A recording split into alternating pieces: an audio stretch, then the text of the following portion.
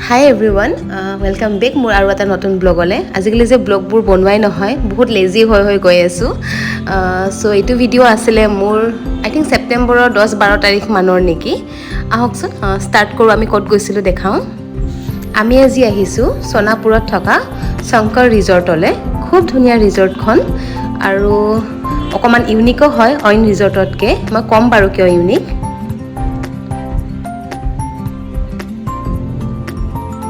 হয় ইউনিক এইটো কাৰণে কাৰণ ইয়াতে আপোনালোকে হৰ্চেছ পাব ইয়াতে আপোনালোকে হৰ্চ ৰাইডিং কৰিব পাৰিব আৰু ইয়াতে 3টা হৰ্চ আছে বৰ্তমান আমি যাওঁতেতো 3টা আছিলে চ' ইয়াতে হৰ্চ ৰাইডিঙো কৰিব পাৰিব ফটো উঠিব পাৰিব মানে এখন এস্থেটিক ফটোৰ কাৰণে বহুত ধুনীয়া ৰিজৰ্ট বুলি ক'ব লাগিব চ' মই হৰ্চ ৰাইডিংটো নকৰোঁ মানে মোৰ বেয়া লাগে অকণমান হৰ্চ ৰাইডিং কৰিবলৈ হৰ্চকেইটাই কষ্ট পায় বুলি বাট ফটো উঠিবলৈ বহুত মন আছিলে চ' আহি গ'লোঁ ফটো ভিডিঅ' বনাম বুলি হৰ্চটো কাষলৈ প্ৰথমতেতো বহুত ভয় লাগি আছিলে মোৰ তাৰপিছত যেতিয়া সাহস কৰি গ'লোঁ কাষলৈ চুই চাবলৈ তাৰপিছত চুই চালোঁ তেতিয়া ভয়টো অকণ কমিলে আৰু ভালে লাগি আছিলে কণখনে মোক বেকগ্ৰাউণ্ডৰ পৰা বহুত ভয় খুৱাই আছিলে চাবা আকৌ মানে এনেকৈ কিক কৰে বোলে হৰ্চবিলাকে বহুত কামুৰি দিব এইবোৰ কৈ আছিলে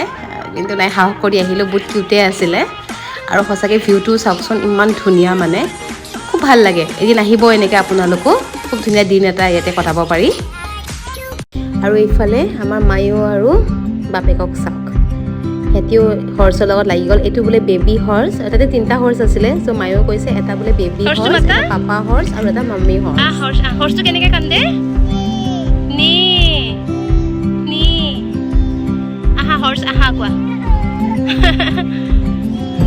মাতা হৰ্চটো মাতা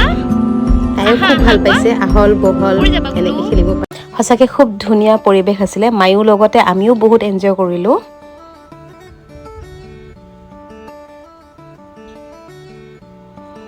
আৰু কংকনৰ দেখি তাৰো বোলে হৰ্চ ৰাইডিং কৰিবলৈ বহুত মন গ'ল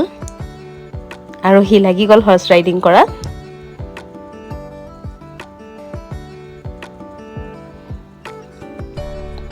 কংকনে হৰ্চ ৰাইডিং কৰিছে আৰু মই পিছে পিছে মোবাইল লৈ দৌৰিছোঁ ভিডিঅ' বনাবলৈ এইবোৰে আৰু সৰু সৰু মুহূৰ্তবোৰ মানে মেমৰিজবোৰ কেপচাৰ কৰি থৈ দিওঁ বোলো এইবোৰ মমেণ্টছে পিছত ধুনীয়া মেমৰিজ হৈ থাকি যায় নহয়নে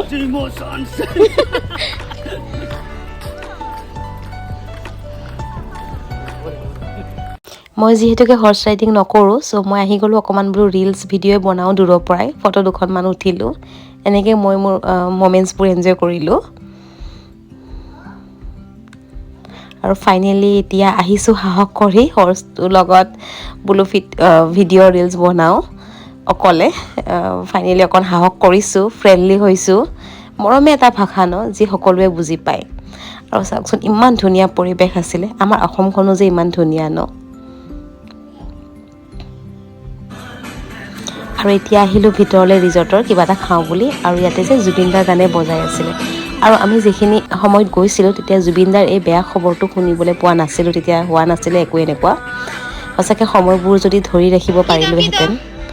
সঁচাকৈ এটা পাৰ্চনেল লছ নিচিনা লাগি গৈছে সকলোৰে আমাৰ অসমবাসীৰ ৰাইজে কি হেৰাইছে আমিয়ে বুজি পাওঁ এই বস্তুটো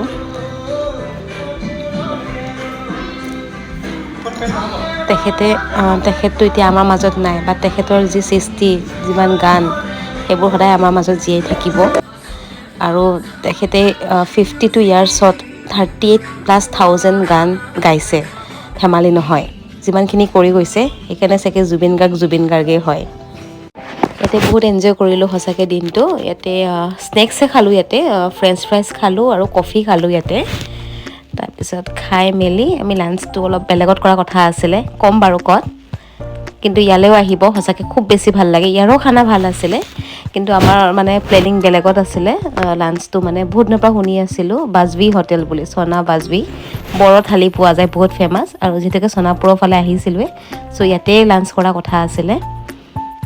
আৰু এতিয়া আমি থালি অৰ্ডাৰ কৰিলোঁ আৰু মায়ুক চাওক আজিকালি চিনাকি অচিনাকি চবতে যায় এনেকৈ ঘূৰি থাকে টেনশ্যনে নাই বেবী এৰি দিলেই হ'ল আৰু আহি গ'ল আমাৰ খানা খুব টেষ্টি আছিলে সঁচাকৈ এটা পিঠাগুড়ি দিও এটা ডিছ বনাইছিলে ভাল লাগিছিলে খাবলৈ এইটো আজি ব্লগটো এইখিনিতে সামৰিব লৈছোঁ আৰু এটা নতুন বেলেগ ব্লগত লগ পাম till then bye bye take care